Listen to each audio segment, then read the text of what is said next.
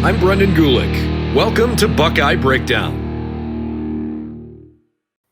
What does Ohio State have to prove this weekend? I mean, is there something that you think, regardless of what the Buckeyes have done the first 7 games, and in particular the last 5 weeks, or I guess 6 weeks, 5 games, because I think if you are paying any sliver of attention to Ohio State football, the team that you saw play against Indiana, it's almost like it's a different roster. It's the same guys, but way more experience from the young guys on the roster. The scheme's different. The coaching's different. In a couple places on defense, the personnel's different. They haven't given up a rushing touchdown in 5 weeks. They also haven't seen a running back and an offensive line the last 5 weeks like they saw in weeks 1 and 2. But the linebacking play has been so much better. The offense is on such an unbelievable run right now.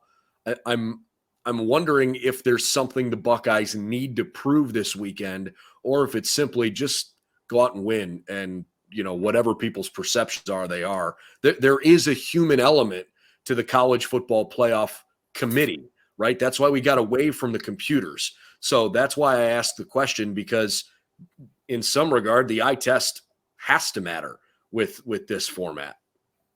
Yeah, I think if we're kind of considering it in that kind of vein, right? Like, you have to go out and pound Penn State, right? Like that is probably,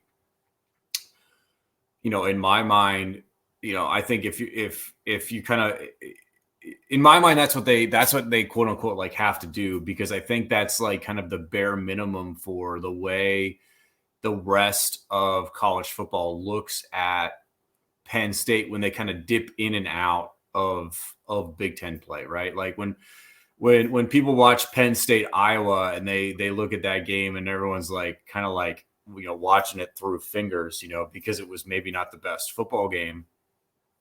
And then both teams follow up that game with just complete dumpster fires.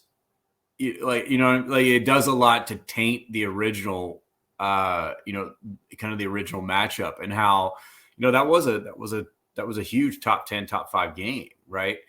And in many ways, like, just because, you both teams go out and lay complete eggs, in games after that, doesn't necessarily take away from it, but it certainly influences it. And so I think if you're Ohio State, you just have to keep, essentially putting, 50 plus on the board on these teams, and hot knife through butter your way, into the Big Ten championship and beyond. So, that's like maybe not, super fair, because I don't think the SEC, Georgia is not graded on that metric, right? Alabama has never been graded on that metric. Alabama could beat Auburn 10-7 in the National College Football meet, in like a struggling to be bowl eligible Auburn team, and by 3 points. And then the next Monday, Paul Feinbaum's on TV talking about how there are so many NFL guys on that roster, blah blah blah, right? I wrote about this in our our game picks, our previews, that essentially Alabama, jumping ahead of undefeated Oklahoma is one of the most massively stupid things that we do in our crazy little world.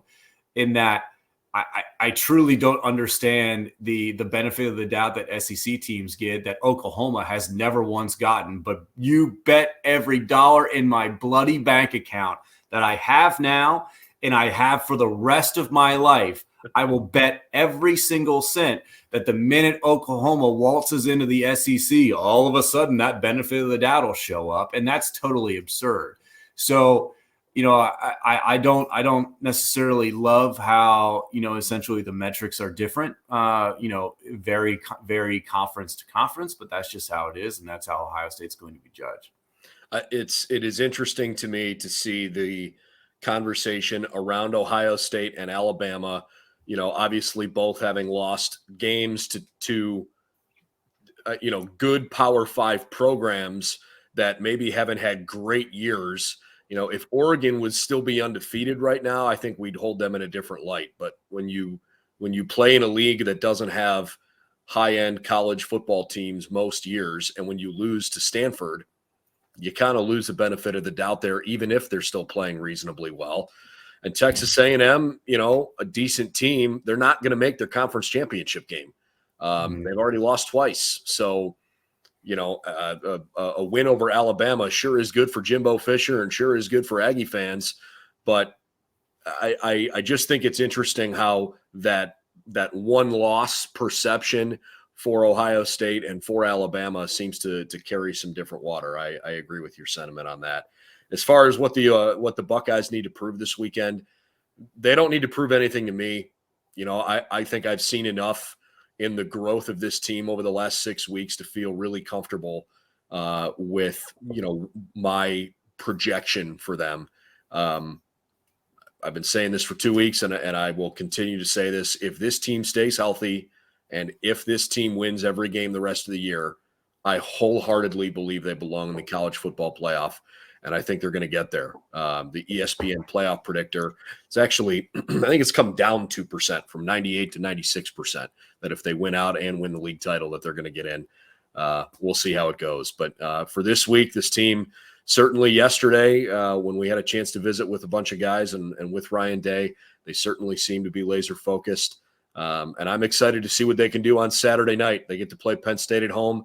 It's going to be a scarlet out at the stadium. There are still, as we understand, some tickets remaining, but the Buckeyes are expecting 102,000 or more, perhaps a sellout.